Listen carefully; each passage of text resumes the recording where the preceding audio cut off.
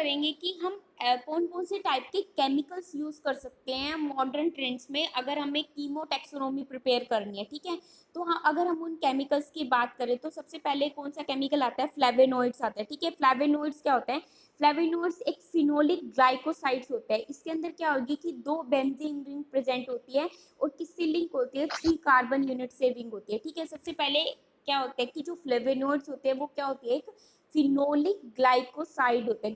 Phenolic glycoside मतलब phenol like structure present होता है, ठीक है।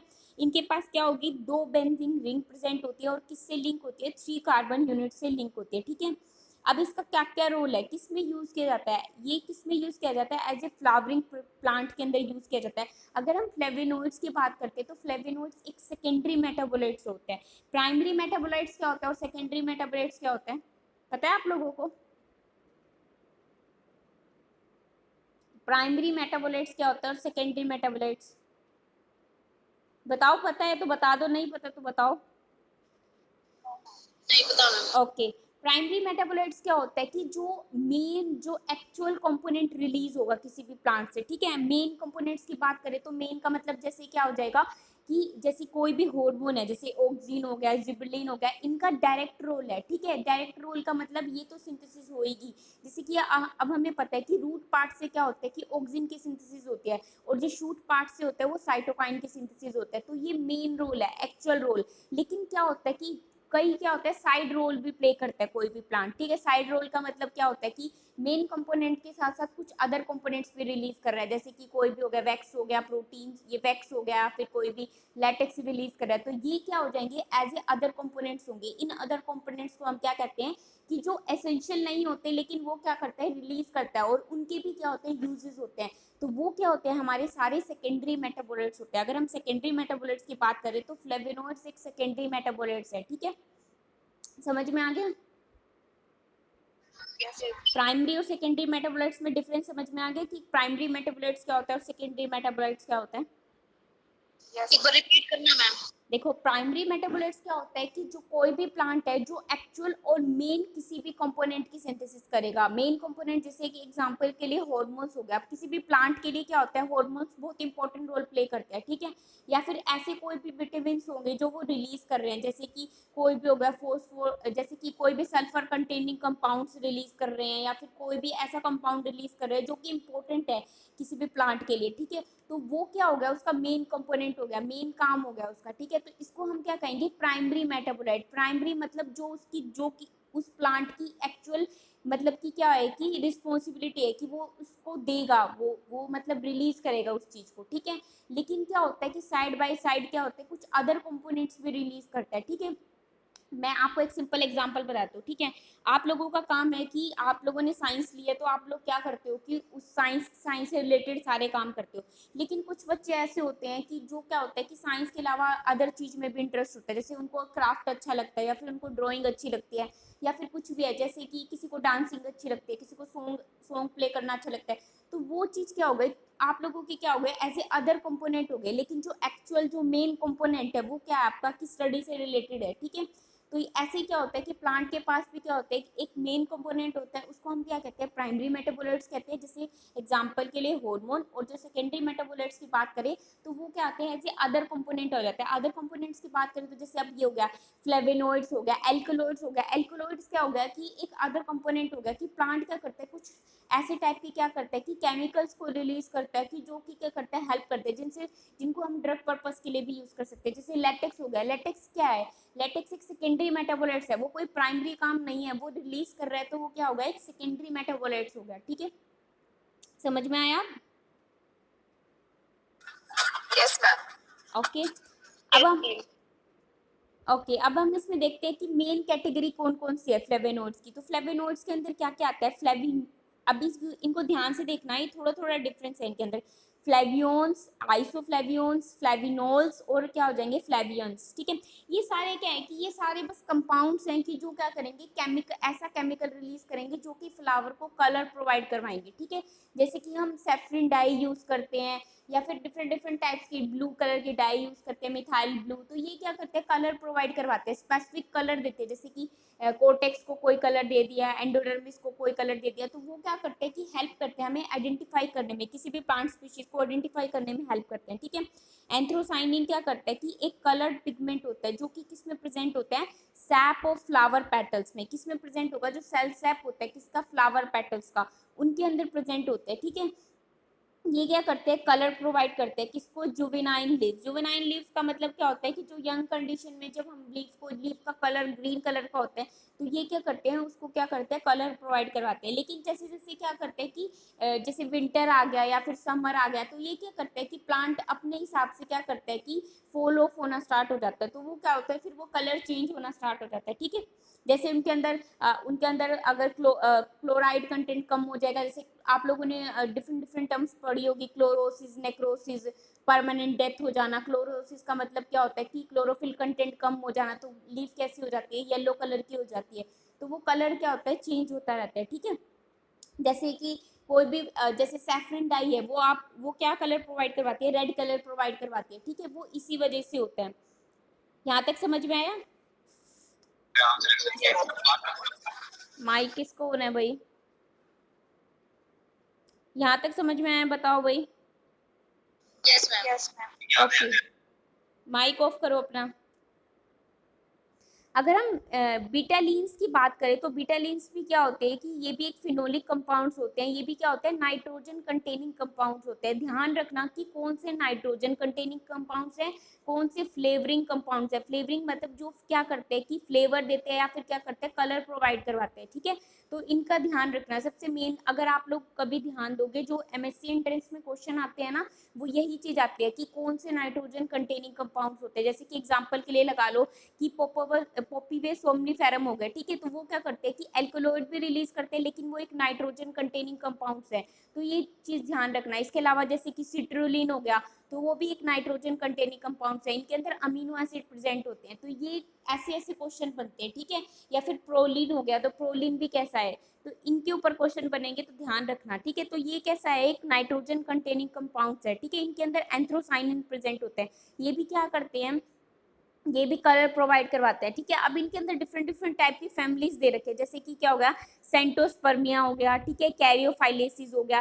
तो ये क्या करते हैं, ये जो फैमिलीज हैं, इनके अंदर ब्यूटिलिन्स और एंथ्रोसाइनिन क्या हो है, एब्सेंट है। ये मतलब प्रीवियस फैमिली थी, जब पहले है ना अच्छी सी फैमिली का डिस्क्रिप्शन नहीं हो पाता था, तो ये ऐसे ऐसी फैमिलीज के नाम रखे जाते थे। लेकिन अब रिसेंट में तो क्या हो गया, जैसे ब्रेसिकेसी, मालवेसी, फेबिएसी, रुटेसी, ऐसे ऐसे नाम रखे जाते हैं। ठीक है, तो इस टाइम पे क्या होता था कि इनका अच्छे से डिस्क्रिप्शन नहीं हो पाता था, तो इनको क्या करते थे, जैसे कलर बेसिस के ऊपर डिफरेंस बता दिया या फिर कुछ अदर बेसिस के ऊपर डिफरेंस बता दिया, तो ये काम किया जाता था। ठीक है, नेक्स्ट पॉइंट की बात करें तो नेक्स्ट क्या आता है, एल्कोलॉइड। एल्कोलॉइड की क्या होता है, एल्कोलॉइड भी are the organic nitrogen containing base, तो ये भी क्या है, नाइट्रोजन, ये भी नाइट्रोजन कंटेनिंग कंपाउंड्स होते हैं। ठीक है, लेकिन इनके पास क्या होता है कि हेटेरोसाइक्लिंग रिंग होती है।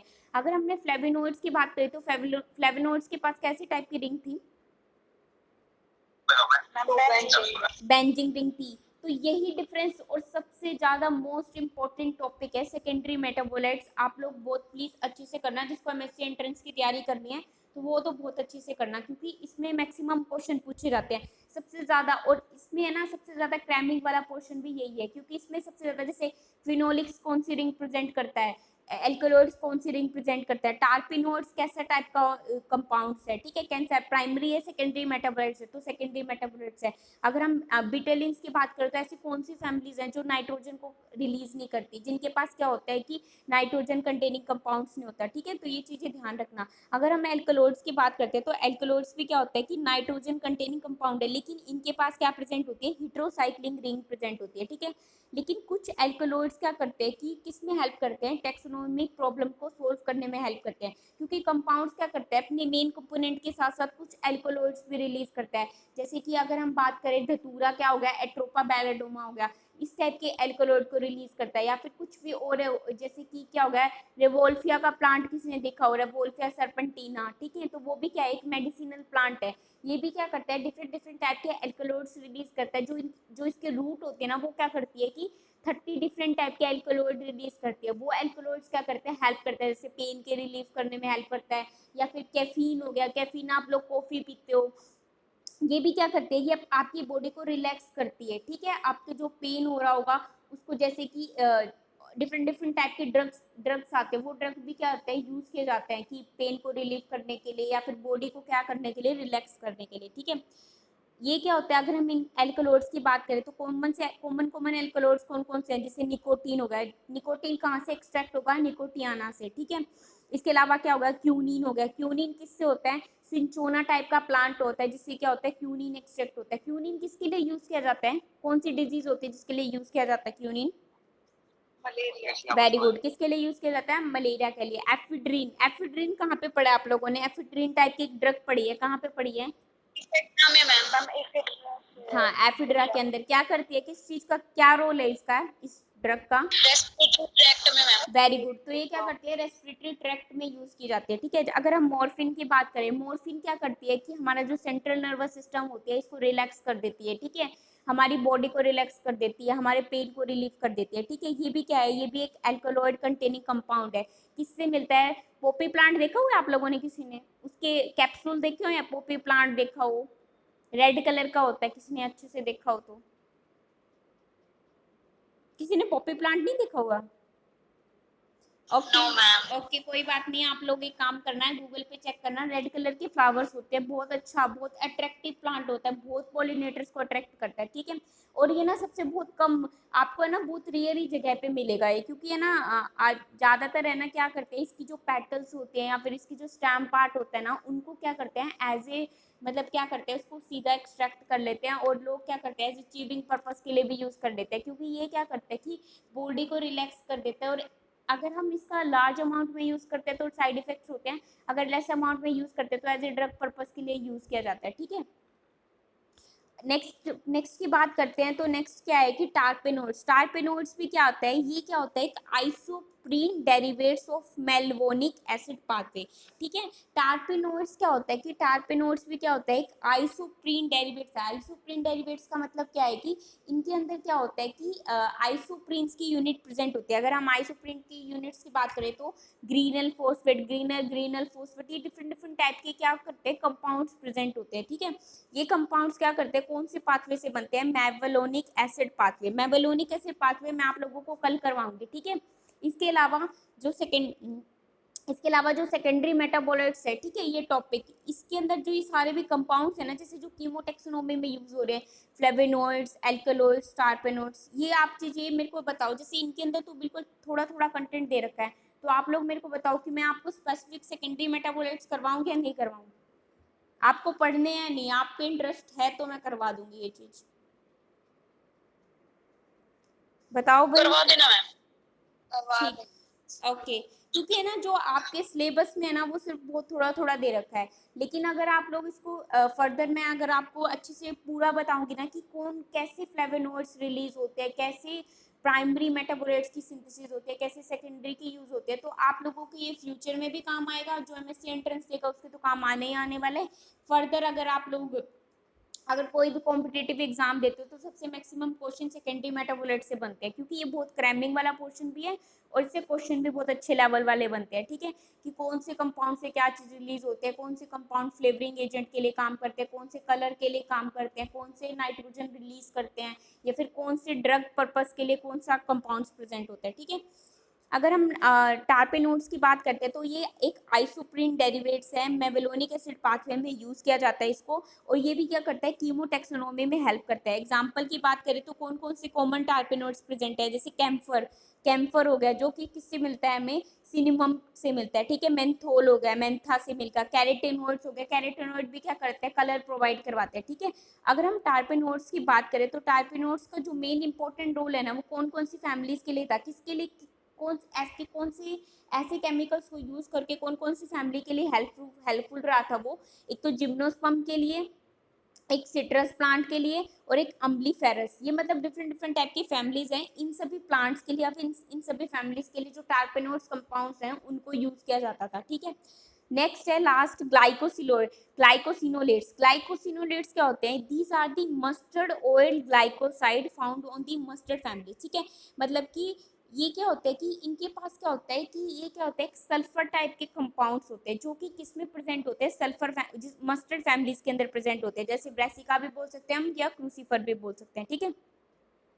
अगर हम इनकी बात करते हैं तो अब इनको जो रिप्लेस कर दिया है, अब इनका यूज इतना नहीं किया जाता, लेकिन कुछ ऐसी फैमिलीज हैं, जैसे इन्होंने एग्जांपल्स भी बता रखे हैं, जैसे कि क्या हो गया, कैपरेल्स हो गया, पेप्रीवरेल्स हो गया। तो इनके अंदर क्या है कि जो ग्लाइकोसिनोलेट्स हैं वो क्या होते हैं, एब्सेंट होते हैं, ठीक है। जैसे हमने अभी तक बिटुलिन्स में पढ़े थे, बिटुलिन्स में भी ऐसी कुछ फैमिलीज थी जो प्रिमिटिव टाइप की, जिनके अंदर क्या थे, जो ये फैमिलीज थी उनके अंदर ये क्या थे, नाइट्रोजन कंटेनिंग कंपाउंड्स एब्सेंट थे। ऐसे क्या आते हैं कि ये भी जो डिफरेंट डिफरेंट टाइप की फैमिली है जिनके अंदर सल्फर कंटेनिंग कंपाउंड्स क्या होते हैं, एब्सेंट होते हैं, ठीक है। लेकिन कुछ अदर केमिकल्स भी यूज किए जाते हैं जो कि क्या करते हैं कि कीमोटैक्सोनोमी में हेल्प करते हैं, किसी भी प्लांट को आइडेंटिफाई करने में हेल्प करते हैं। एग्जाम्पल की बात करें तो जैसे स्टीरॉइड्स हो गए, स्टीरॉइड्स आप लोगों ने पढ़ा होगा, स्टीरॉइड क्या होते हैं, हार्मोन ही होते हैं, ठीक है। या फिर लिपिड्स हो गए, कुछ न्यूक्लिक एसिड्स हो गए, न्यूक्लिक एसिड जैसे कि डीएनए देख लिया, किसी भी प्लांट के अंदर हमने डीएनए देख लिया, आरएनए देख लिया, तो वो भी क्या करते हैं, हेल्प करते हैं आइडेंटिफाई करने में किसी भी प्लांट को। जैसे आप लोगों ने एग्जांपल के लिए पढ़ा होगा टीएमवी, टेबैकोमोजिक वायरस, ठीक है। तो वायरस के अंदर क्या प्रेजेंट होता है, आरएनए प्रेजेंट होता है, तो ये भी क्या करता है, आइडेंटिफाई करता है।